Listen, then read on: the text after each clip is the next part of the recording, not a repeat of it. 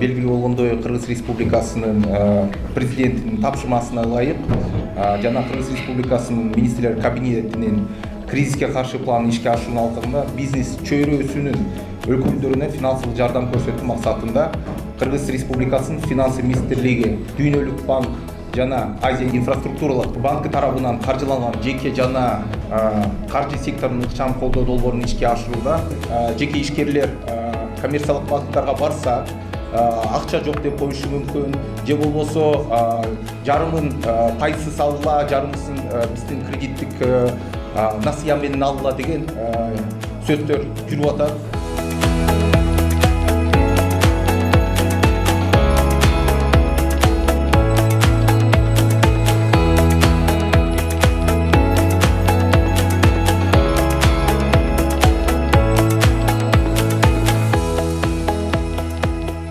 Ишкерлер жактан да, мисалы, коммерциялык банктардан да көп көйгөйлөр бар экен.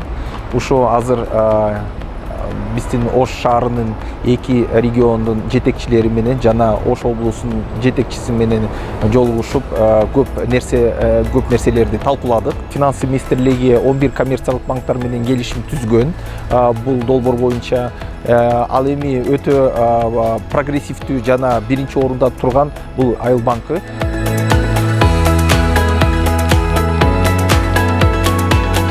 Менин атым Сажда Абдубалиева, Кара Суу базарында отурам. Бул процентсиз кредиттин берилиши мен соц тармактардан окудум, Facebook'тан. Ошону окугандан кийин, ошол эле Facebook'тан мессенджерден мен кайрылдым. Мен ушундай 2018 жылдан бери үзгүлтүксүз налог төлөп келатам, патенттерим бар, мага бере аласыңарбы кредит деп. 6 айлык патентиңиз болсо макул кылып беребиз дешти.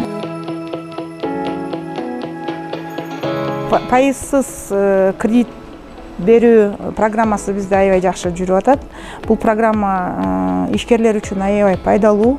Кардарлар салыктарын убагында төлөп, декларацияларында ошол насыяны кайтарымдуу боло тургандай көрсөтүш керек да. Же болбосо жанагындай целевой туура келбей калган жерлер да болуп атат. Себеп дегенде кээ бир кардарлар айыл чарба багытына мисалы сурап атышат да.